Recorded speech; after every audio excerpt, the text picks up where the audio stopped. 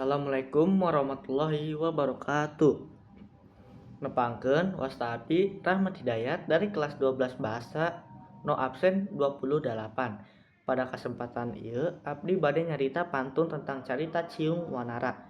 Dina zaman baheula aya karajaan Galih Pakuan dipimpin ku Prabu Permana di Kusuma.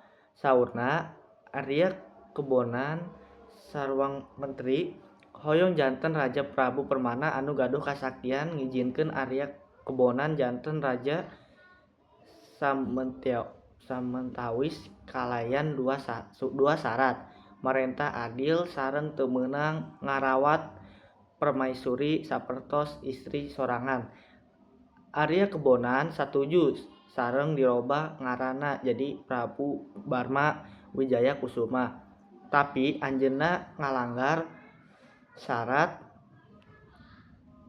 sareng ngarawat permaisuri Prabu Permana Dewi Pangrenyep sareng Dewi Naga Ningrum saolah-olah istri sorangan.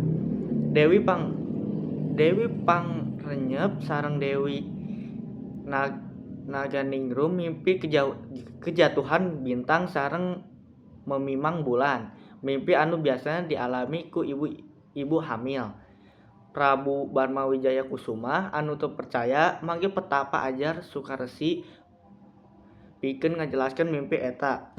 Ajar Sukaresi nyatakeun yen dua-duana hamil anak laki-laki. Prabu Barma Kusuma marah sareng nyerang ajar Sukarsi tapi kerisna bengkok. Ajar Sukaresi roboh sareng jadi Nagawiru duanana permaisuri leres hamil. Dewi Pangrep lahirkeun Haryang Bangga.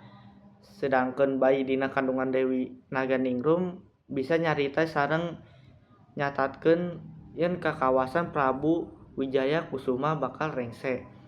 Prabu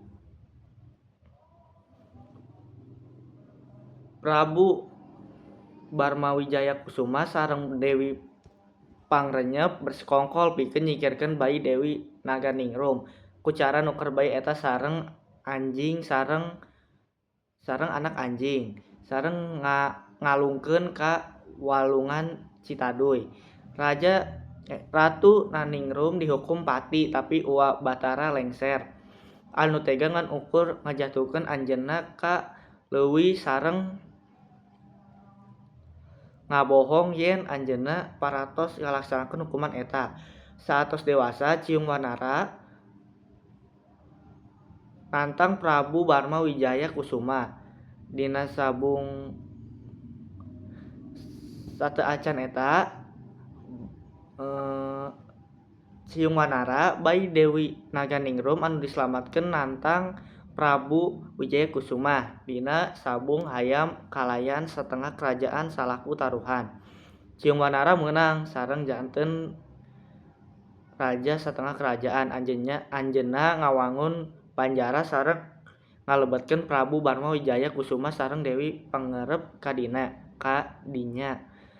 Haryang Bangga anak Dewi Pangrep sering sedih sareng ngarancanakeun pemberontakan dina pertempuran antara Ciung Wanara sareng Haryang Bangga.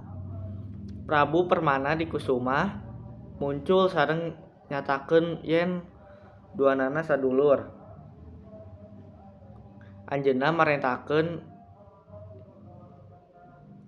yen Ciung Wanara marentah digalus sareng Haryang Bangga di nagara anyar di wetan Walungan Brebes.